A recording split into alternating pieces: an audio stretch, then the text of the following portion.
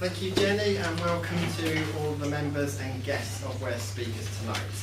It's my pleasure and privilege to be able to deliver an educational speech, because after a while you realise that you've developed so many skills which you don't actually realise you have, and then suddenly you've got people asking you for advice, and then you can give back, and that's so rewarding.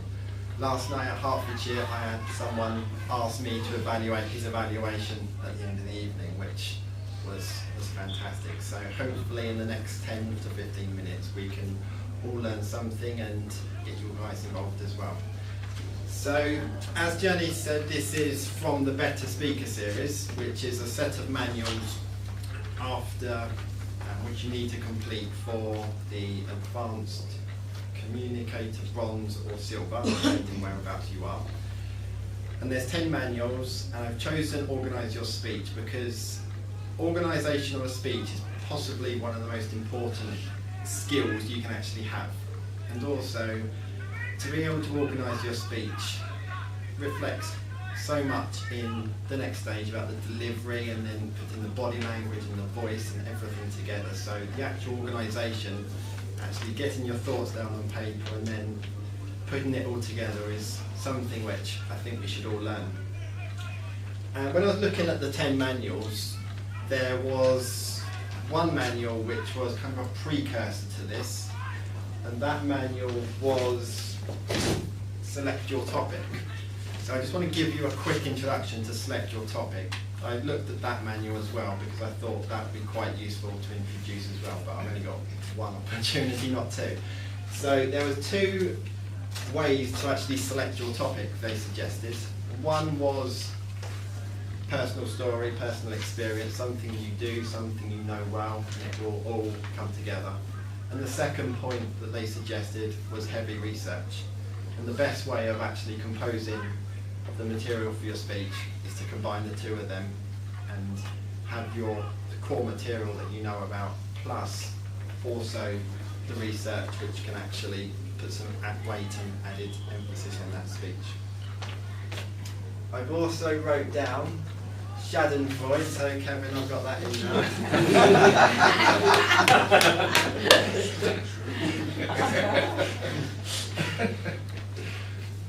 So, Organise Your Speech. I've really got this material from, not only from the Toastmasters material that they've given me, but from 2 other sources. One was Jock Elliott, the 2011 World Champion of Public Speaking, who I borrowed a book of his from another member, and I found that so inspiring to actually learn how he constructs a speech and then puts it all together. And the other one was a guy called Andy Harrington, who runs the Professional Speakers University.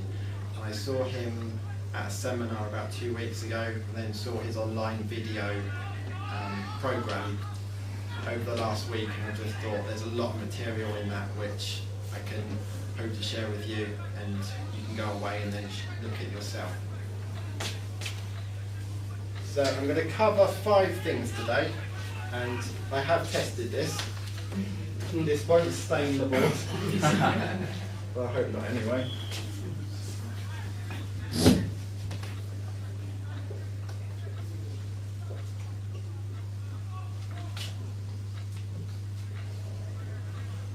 So we're going to go through 5 topics today, and I'm going to go through them quite quickly until we get to number 4, because number 4 is the important one.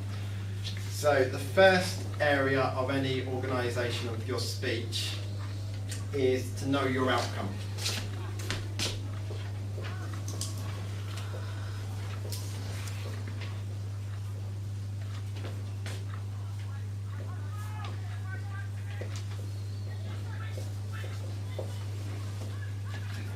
And that is actually deciding, before you actually put anything down on paper, deciding on what your topic's going to be.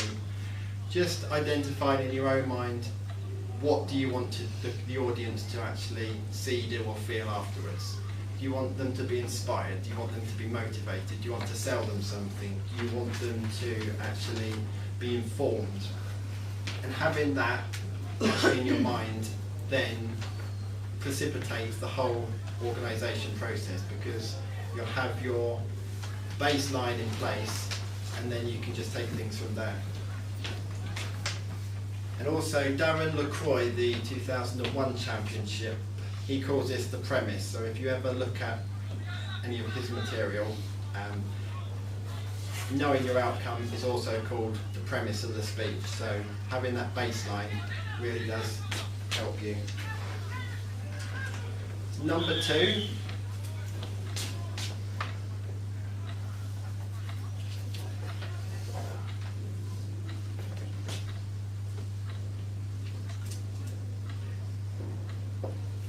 Is to know your audience. You want to actually touch their hearts and minds. You actually want them to feel inspired or motivated or whatever your premise is. So you actually look at the age, the gender. If you were at a seminar and speaking in front of 10,000 people, you'd actually then decide, I'm going to approach the organisers and then find out exactly who my audience are going to be. Who do they work for? What they come into my seminar for? Am I a supplementary speaker, so they're actually coming for someone else? And I actually went to do a bit of stand-up a few years ago, and I was on after Sweden's best comedian ever. Everyone in the audience was Swedish, and then as soon as this guy comes off, the audience goes, and then I'm coming on to like 3 people in the audience, and I didn't realise that at the time. So if I'd done my research at that point, I would have realised, right, I'm going to try and get on before the Swedish comedian.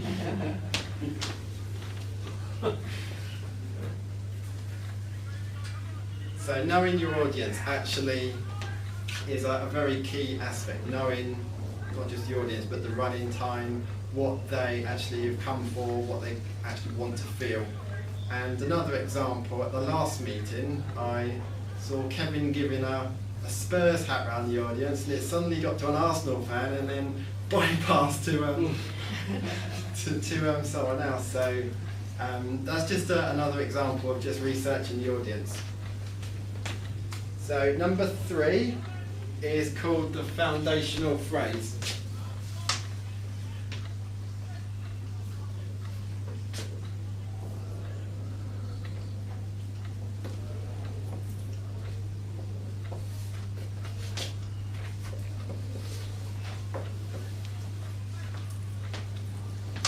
I've done quite a bit of research on the last couple of years' worth of world champions of public speakers, and what I found on most of them is they've had a foundational phrase or the same topic repeating right the way through.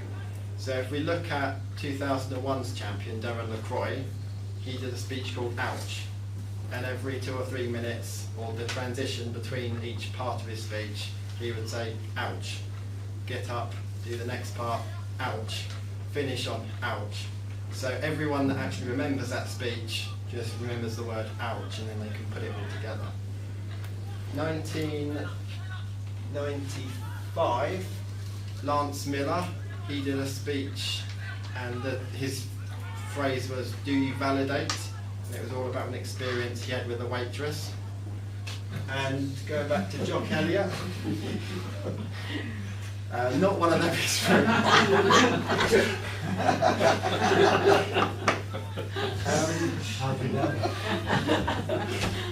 I'm only going by what he said. And Jock Elliott in 2011, his foundational phrase was his 3 best friends. So I would advise to actually put a 1-line sentence in several parts of your speech. Even if you've not written it yet, you can just put it down on paper and then we'll fill in the blanks afterwards. But knowing a key phrase will actually make the audience go away and remember that key phrase, and then they'll be able to put everything else together afterwards.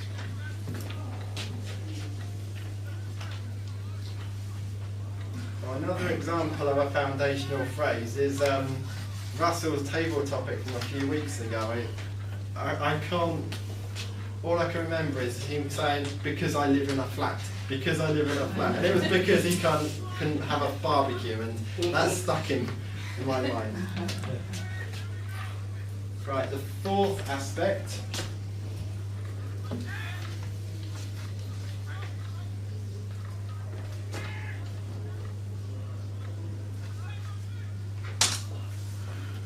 Right, this is the important part. This is all about reverse engineering the speech. I'm quite a techie person, so everything I do I reverse engineer. I look at what I'm trying to get out and then work my way backwards. I do this for speeches as well. But book authors do this as well. They decide what they want out of it and they reverse engineering. So the way I reverse engineer a speech mainly is to actually go back through the competent communication manual.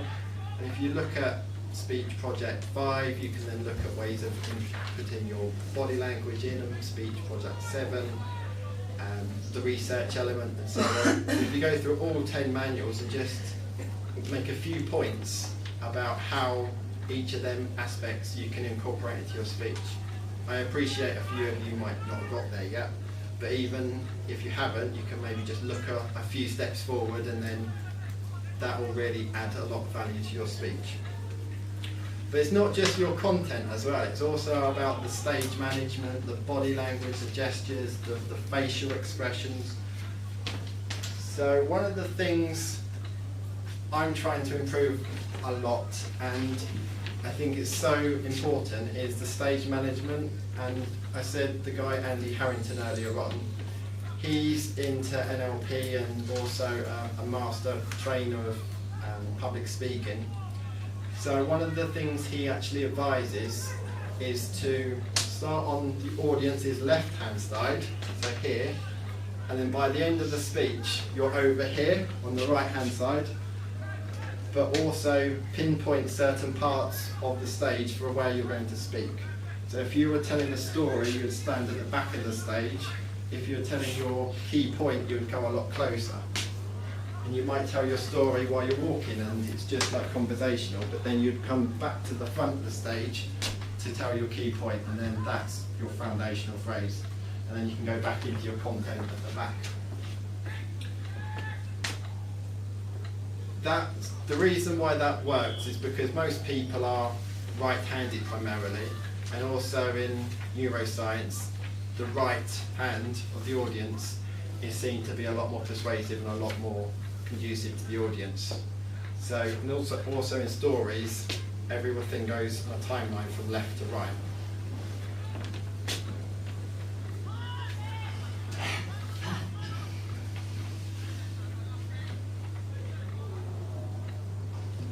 So the next part, I want to just give you 5 points under reverse engineering about how to actually put the speech together. So firstly, you would, I've got a lot of space there, but I won't write them down. But if you want to make a note, then go ahead. Firstly, you would list your key points in like a brainstorm point of view. And then take the key points that you want, arrange them in order, and then just expand in a mind map or a brainstorming program or on paper to expand on what's the important messages you want to get across. And then maybe pick 3 or 4. A numbered system always works because you get a lot of books like The 7 Habits of Highly Effective People. Then everyone knows the 7 or the 4 aspects of the cash flow quadrant, and you've just got the 4 aspects. And the same with a lot of other models as well. So putting something in a model really helps. And then trying to put a close on the story, putting together a close that actually ties into the front of your opening of the speech.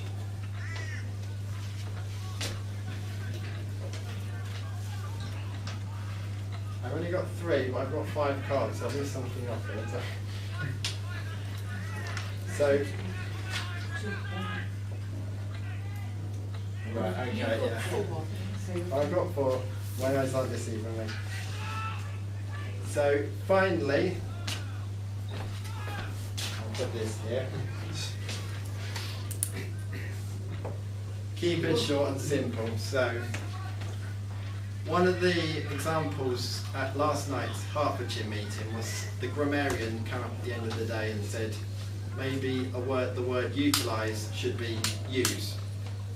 And I thought, well, I would say utilise, but in respect for the audience, most people want things simplified. They want things easy to understand. They don't want long words. They don't want language which is jargon. So we're always trying to cater for the audience and also what's best for them. So the last thing I just want to mention is always have a list of things you want to achieve. So if you've got, I've learnt this from Kevin, it's like he tries something every day. If you've got a speech coming up, or if you're on stage for grammarian or whatever you're doing, you can always interject something that you want to improve on, whether it's vocally, body language, use of the stage, or something which might just be a bit of fun. I remember my speech number 8, I wanted to juggle in public, so I decided I'm going to do a speech with juggling, and the pressure got a bit too much to me. I'd gone from juggling to 2 people to 20 people, and it all gone to pot. But that just really threw me out of my comfort zone, and I really enjoyed the process. So that wraps up my speech. I hope you've learnt a lot and we've had a bit of fun as well. Any questions, see me in the break. I can give you the material for the Jock Elliott programme or the Andrew Harrington stuff if you want it, and I'll hand back to our wonderful president.